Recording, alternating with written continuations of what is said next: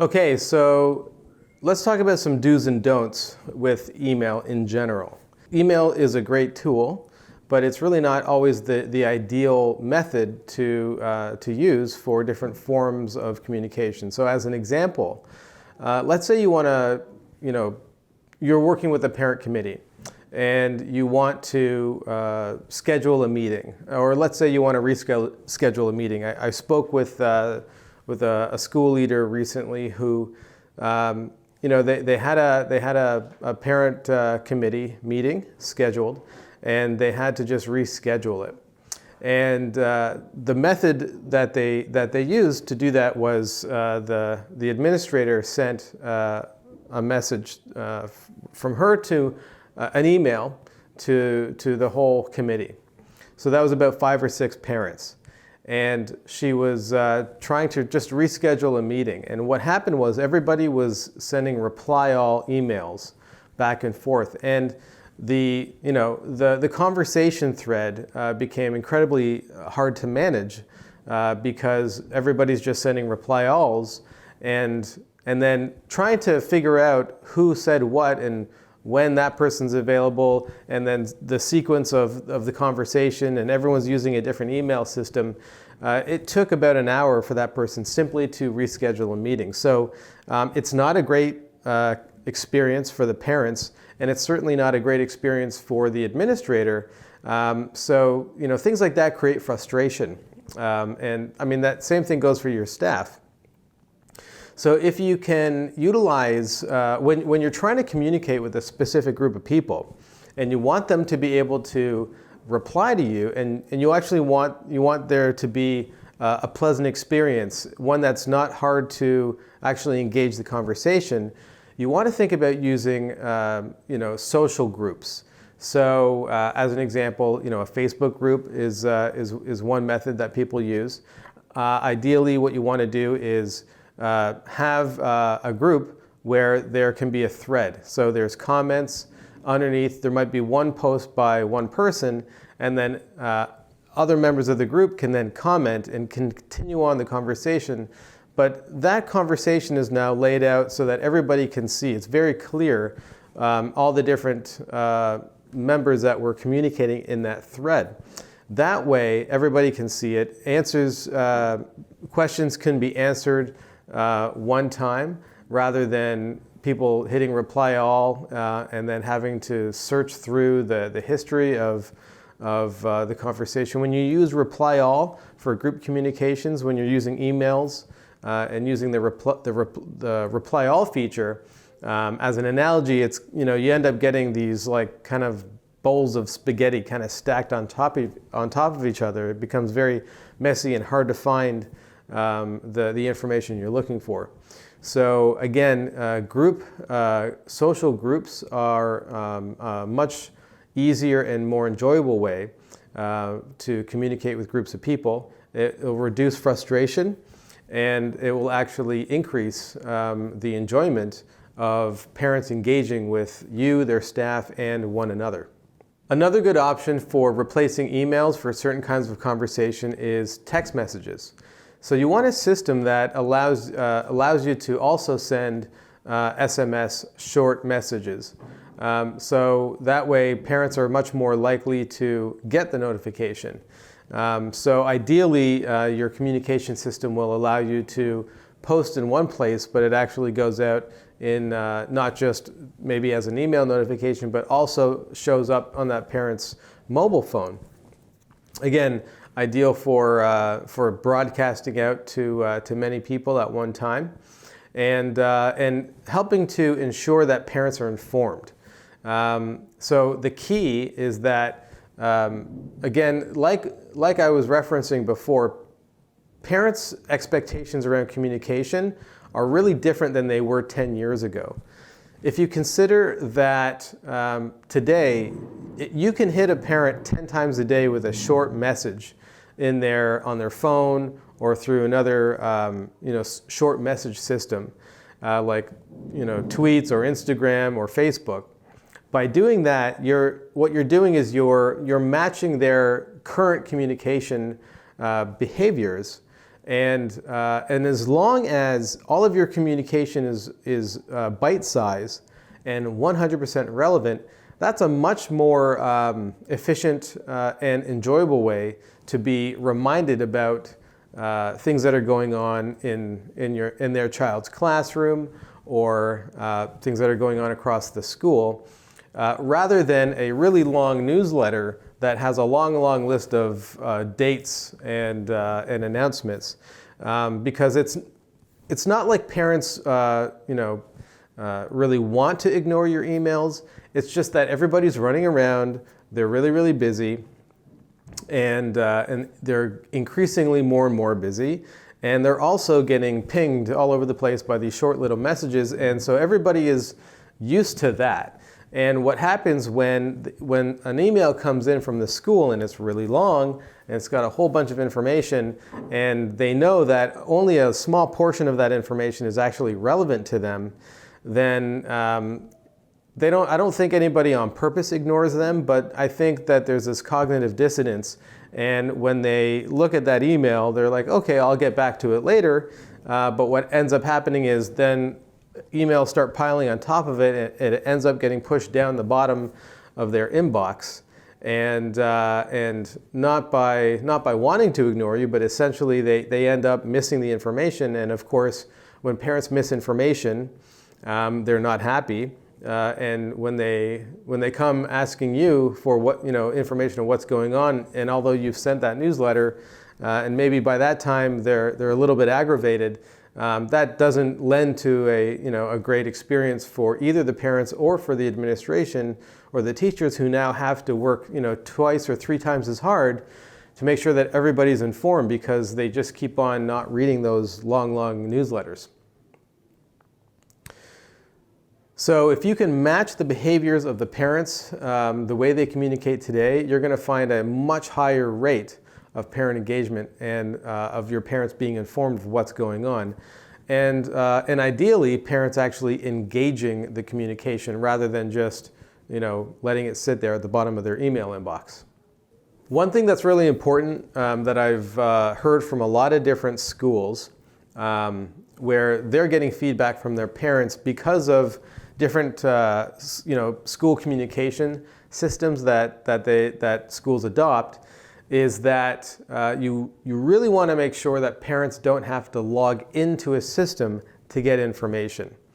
And all the more so, you don't want them to have to log in to respond to something. So there's a lot of different parent portal applications out there that are being sold to schools. And what you want to look out for is that when you have a system that sends out information to the parents, it doesn't require parents to actually log in. It's not just a notification of, hey, you've got a message, click here to log in, because these are just added steps that parents don't want to go through. And the more steps, the more labor you put in front of parents to engage the information that you need them to see, the more steps there are, the less likely they are going to actually get to seeing that information. So ideally, notifications come, whatever system you're using, notifications should come out of that system. Ideally, it should always be filtered to the specific parents so that the only information they're seeing is 100% relevant. Shorter bits of information. It should hit them in their email inbox or their text messages, so that it's going where they are used to seeing information. And as well, when they want to reply or send a follow-up question, they shouldn't have to log in to do so. They should be able to, let's say they get an email notification, they should be able to reply right from that email notification. So something you want to look for is that whatever system you use, it doesn't do what's called a no reply email, where it sends a notification, but it comes from no reply at such and such app.com. It actually allows the parents to reply, and therefore what you're doing is lowering the barriers of parent engagement and facilitating higher parent happiness. Another great way to improve the content and the quality of your newsletters is to actually remove a lot of the information around events. But you also have to make sure that parents are completely aware of what's going on with the school calendar.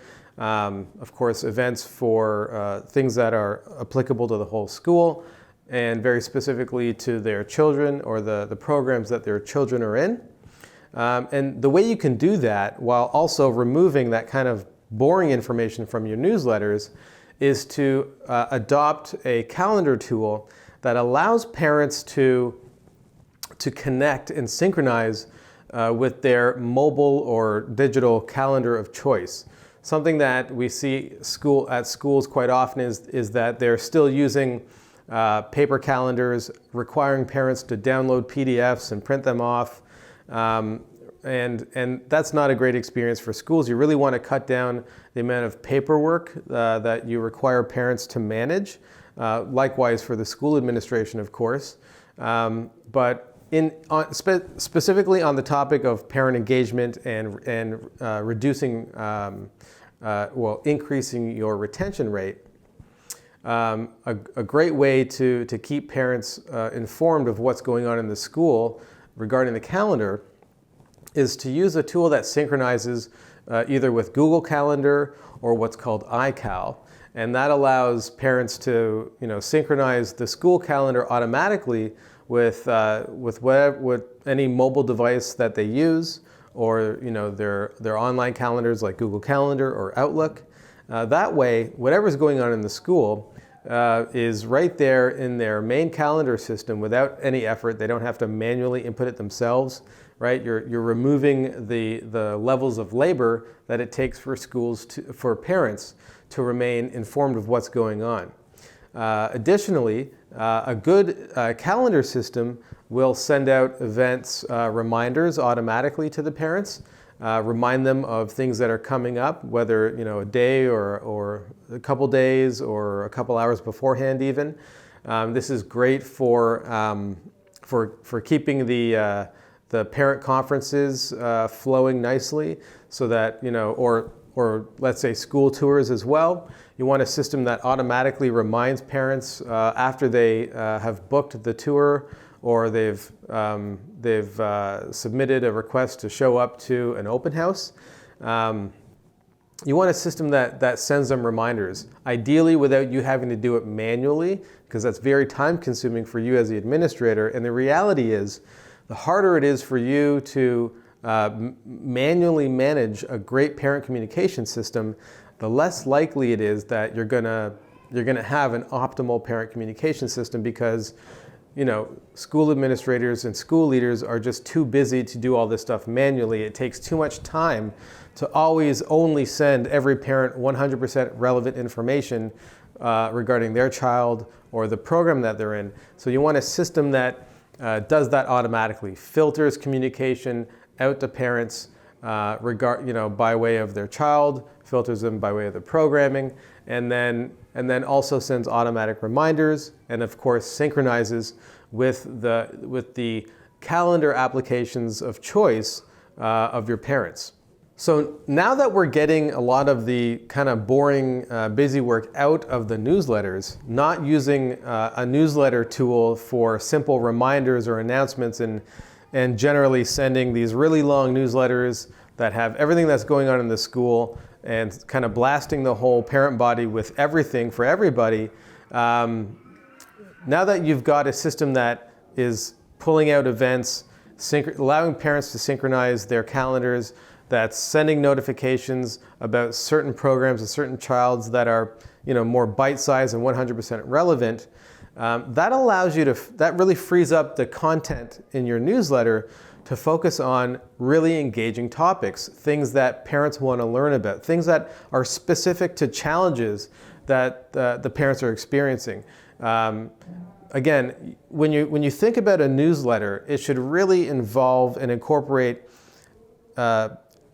content that parents would actually share with their friends. You want it to be something that you want to think about the content that you're sending out in your newsletters to parents, almost like you're a magazine, and you're sharing content that they might actually pay for otherwise. That's how you really engage parents. That's how you keep parents looking forward to opening up all your emails. If you're sending them let's say weekly or monthly newsletters that they find engaging or inspiring or entertaining.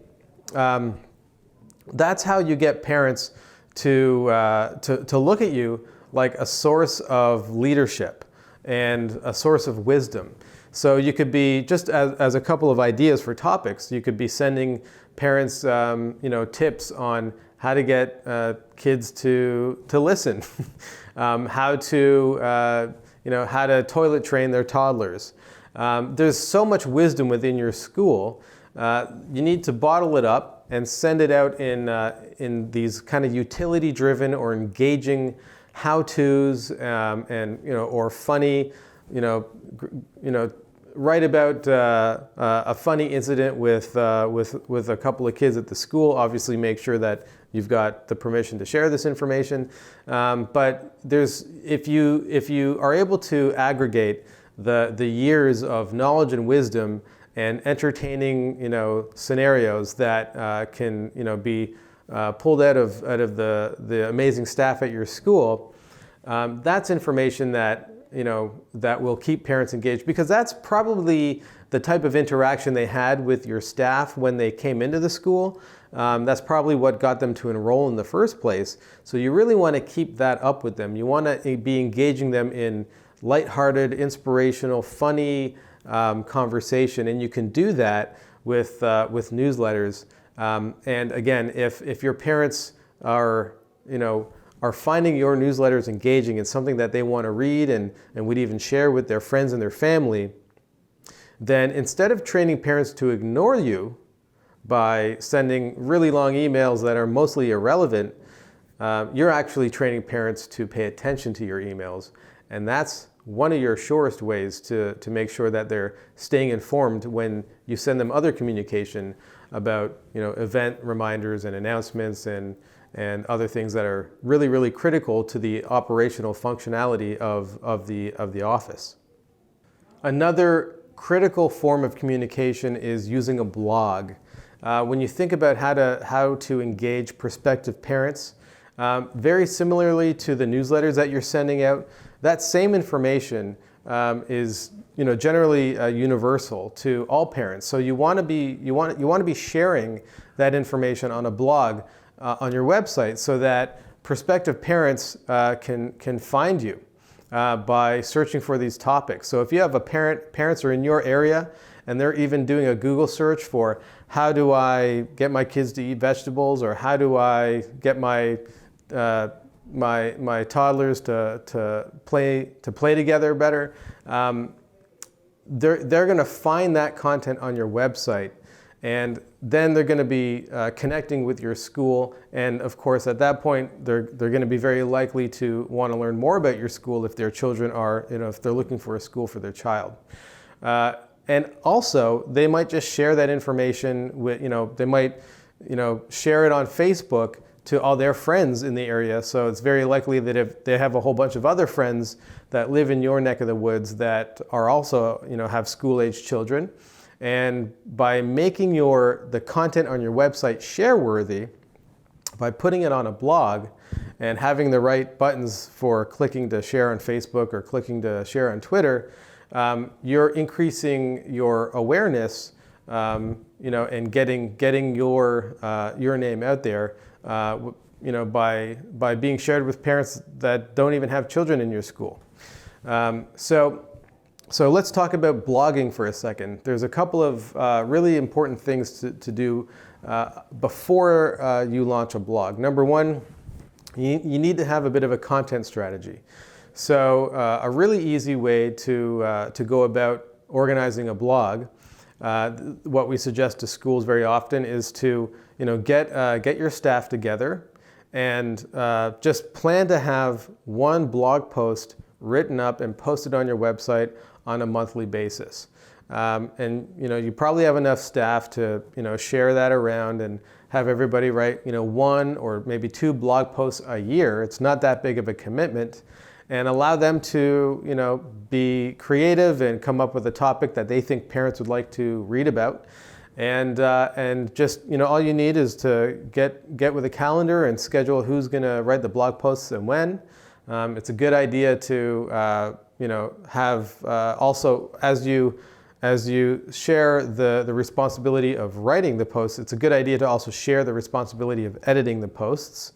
But if you spread it around, then it's really easy to manage, and it's really easy to have a consistent timeline of blog posts. And that's something that's incredibly important for a couple of reasons. So you want to make sure that you're always putting a blog post out on the same day of every month.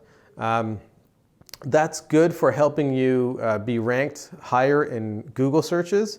It's also really good when prospective parents especially, look at your blog posts, and then they look at all the different blog articles that you've put out. It actually it shows a well-organized school if they're out there, if they can see that the post dates are consistent. Otherwise, it could actually look a little bad. So if let's say there's 2 blog articles in 1 month, and then there aren't any blog articles for 3 months, and then there's 3 blog articles, and then and 4 months later, that kind of looks inconsistent, and that doesn't give your school really the best light. So not only is it about the content, you also want to be showing parents that you're a well-organized school, because when parents are looking to enroll, they want that sense of trust, and they're going to be noticing things all over the place. So if you're well organized, if your communication is very consistent and standard, that's going to help engage. That's going to help impress prospective parents. That's also going to help keep parents in the school. So we're touching on another topic which is really important. Right? Being consistent and standardized with your communications, because the more parents can come to rely on how you communicate and when you communicate, they can feel more trusted, and they'll also know when to expect communication, which is another really key element to keeping your parents engaged, so that they know, Friday at 3 o'clock they're going to get this message from the school office, then they're going to keep their eyes out for it. But if you're not consistent with the timing and or the method, that's when messages get lost and parents don't know what's going on, and you get complaints in the office. So we want to avoid that, of course.